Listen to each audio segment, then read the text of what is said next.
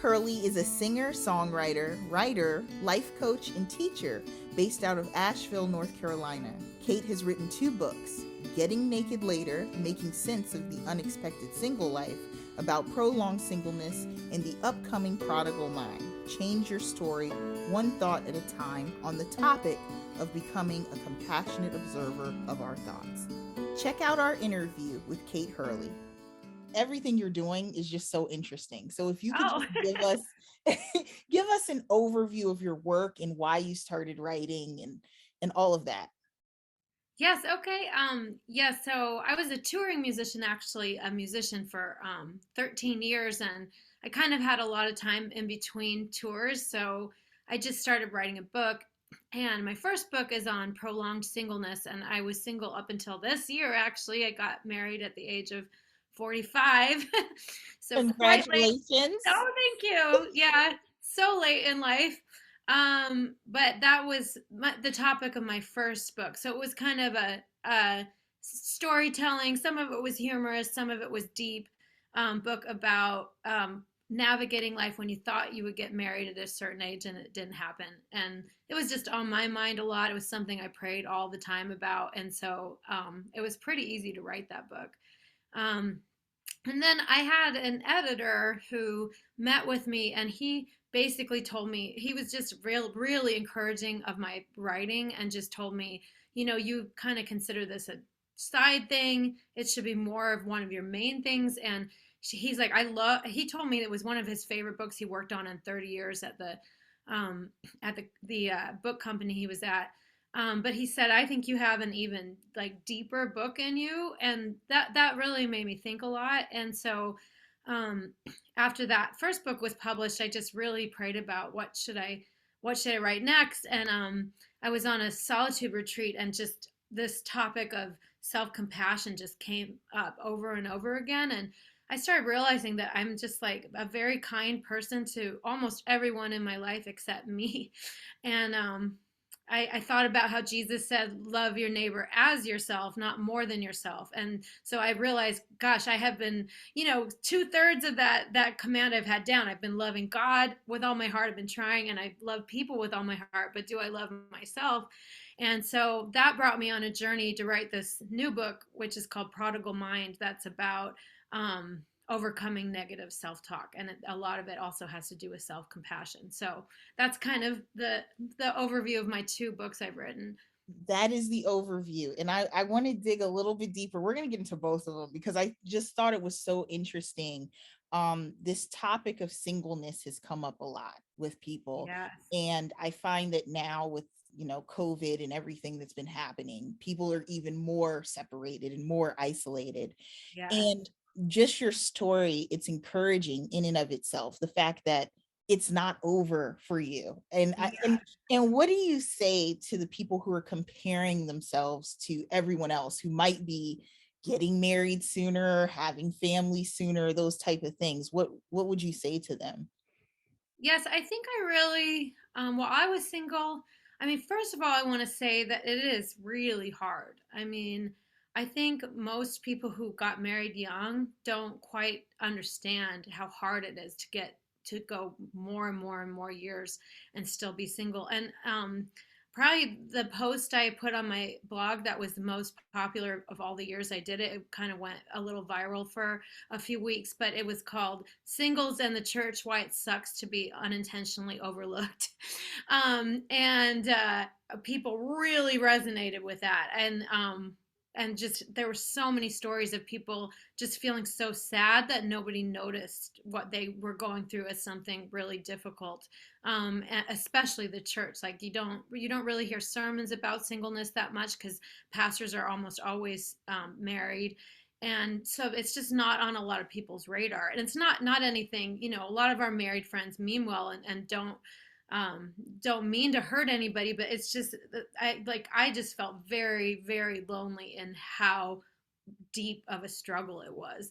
And so mostly I just want to tell people, like, that your pain is validated. Like, it is really hard to live life in a world that's full of family and full of children and full of romantic everything, and you don't have any of that, you know? So one thing I really learned was what I call, I kind of like learn to long and let go at the same time. So um, I lately I've been really thinking about how sometimes you can have two emotions at once. So in many ways, I was able to be grateful for my life because I got to travel all the time. I had wonderful friends and an awesome church. So I was grateful for that. At the very same time, I was deeply longing for a partner and for kids. And so, yeah, I guess to really just feel validated if it's hard for you, but also to maybe to learn to have both of those emotions at once, to be able to long and be honest with God about your struggles, but also not hate your life if it's not Yeah. the way you thought it would be. Yeah. Absolutely. And what I've thought about in, when you're single, I think about all of these phases. Like life is about phases and preparation. And when you're alone and you're single by yourself, there's time to get yourself prepared for certain things, enjoy life and cherish this phase of your life where you're by yourself and you don't have as many responsibilities and those Yeah. type of things. And so there's a lot of value that can come of it if you look at it in that way. So I just think it's so powerful and inspirational that you have written a book like that, because I think it's absolutely necessary. Oh, thank Yeah, you. Yeah. absolutely. Yeah, I kind of set out to write a book that I would really resonate with if I was reading it and I hadn't written it. Yeah. And I do think I accomplished that. Like, I think I would have enjoyed that book even if I had never written it and I just picked it up at the bookstore. So, yeah, I think it would have helped me a lot. So I'm happy at the way it turned out, and that I still get quite a few emails from people saying, wow, thank you so much for voicing what hardly anybody has voiced. So that, I mean, just getting any of those emails means so much to me. Love it. Love it. And now for your second book that's coming, which is great. Now, you sent me the quiz. I took the quiz and I thought it was so insightful. So I'm going to share links in the description so people can take the quiz as well. But it's about negative self-talk and like, how do you talk to yourself and work through certain issues and those type of things. So can you tell us a bit more about the quiz and then about Sure. the book? Yeah. Yes, yes. So, what kind of emerged as I was writing this new book was this kind of idea that your mind is almost like an inner theater, and that there are these different characters who kind of come and they kind of narrate different parts of your life, or um, different negative things, different positive things, and that one of the most healthy ways to actually change your thought life is to come be an audience to that theater, to be an outside observer, so you're not just stuck in it, and you're not noticing anything because you're not outside of it. So if you can step outside of it, become an observer, then you can see that inner theater and what's happening. And so as I wrote the book, kind of these different characters emerged. So there's ones like the orphan, and that's the one I probably struggle with the most, that feels like very insecure that they're going to be left, or that they're not valuable, or if that people actually saw them on the inside they wouldn't be loved. So like, that's the orphan. And then there's like the should monster, who always feels like if they're not doing something, they are, and they're kind of living by, you should be doing this, you should be doing this, then they're living by that. There's also the performer, and there's the hider, and there's the comparison queen, who, you know, puts things in hierarchies and is very alone because she superhumanizes people or dehumanizes people. And then the most important character that I focus a lot of the book on is called the compassionate friend, and that character is the one that lives deep inside of us, and it's the one that dwells closest to God. It's kind of the you that is you, that is you, the essence of who you are. And so that's the one we want to develop the most, to be kind of a mother or father to all the other voices, and calm and quiet and love on all the other voices until they get healing.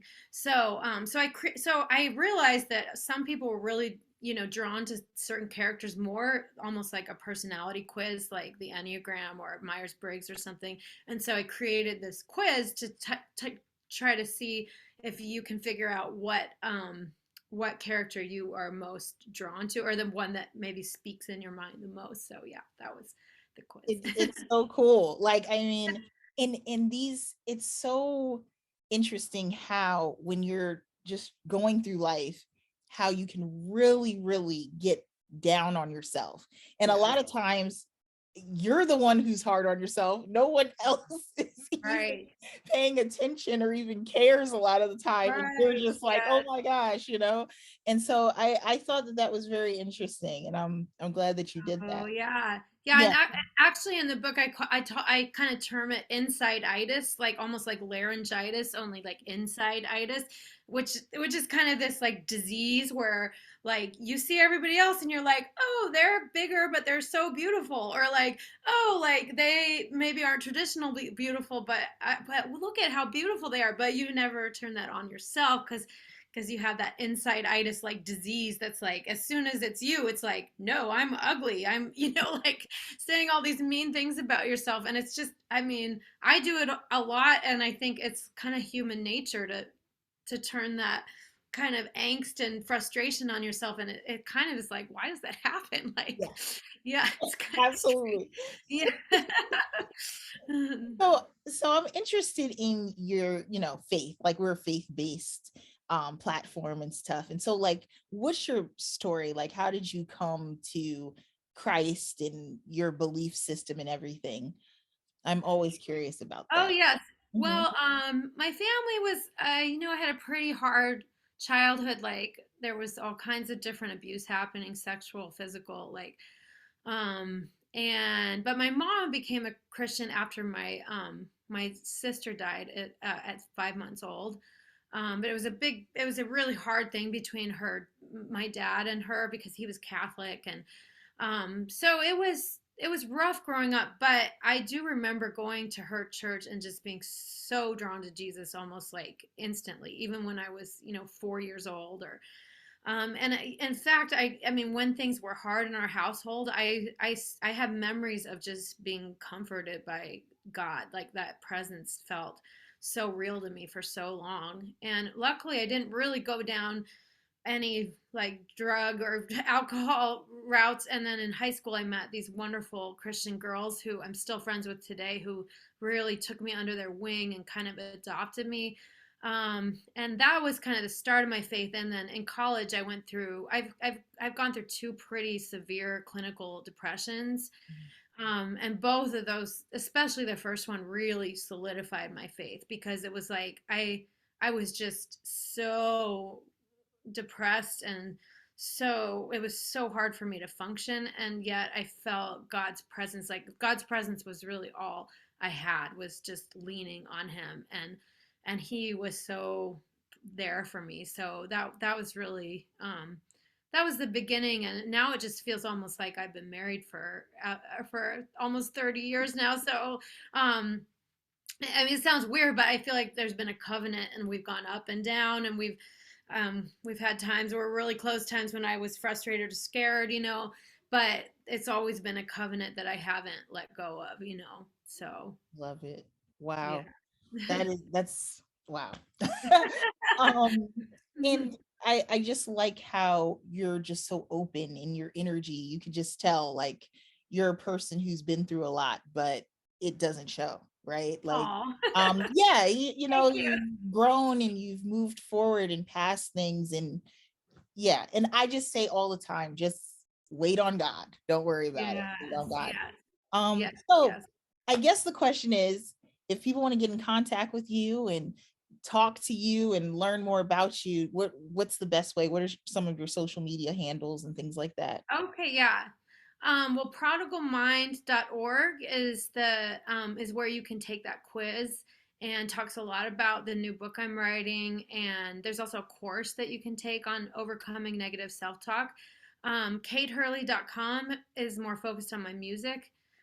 Oh, and then the Prodigal Mind also has my blog. So I have quite a few of there's a lot of writing on there. So, and then Facebook is just Kate Hurley, and Instagram is I am Kate Hurley. And lately I've been sharing a lot of my writing on there. People don't seem to go on blogs as much as they used to.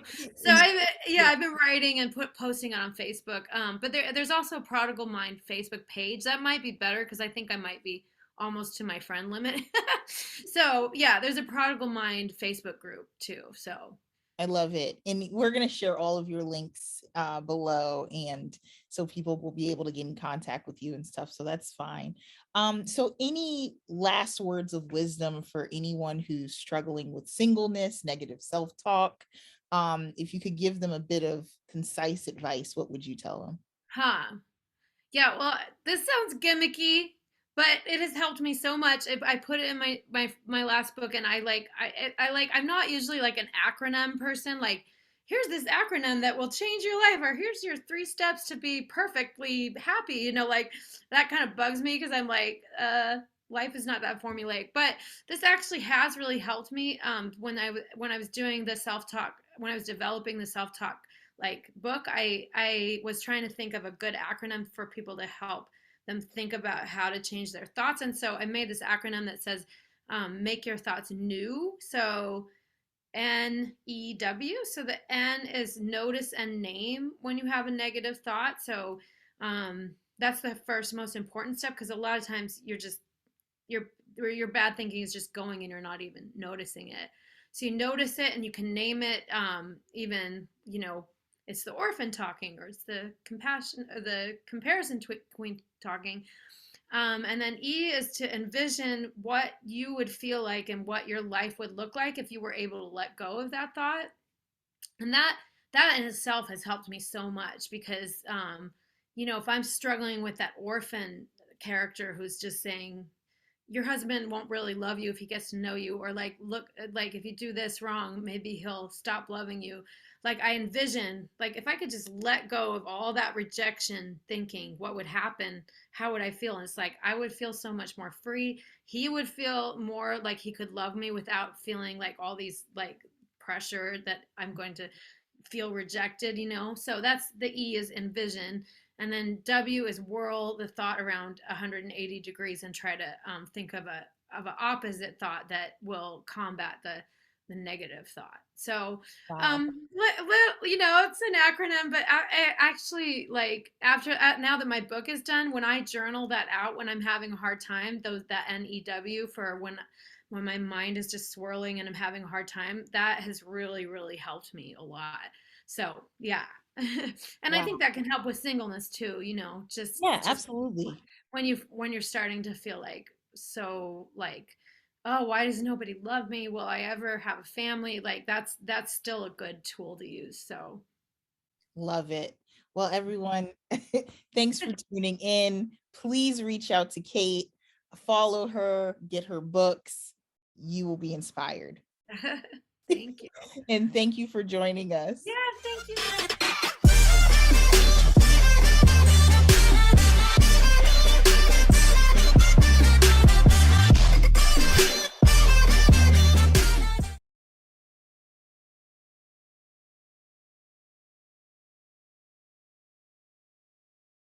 Make sure you follow us on Instagram, Facebook, YouTube, and Twitter @Aknowingspirit.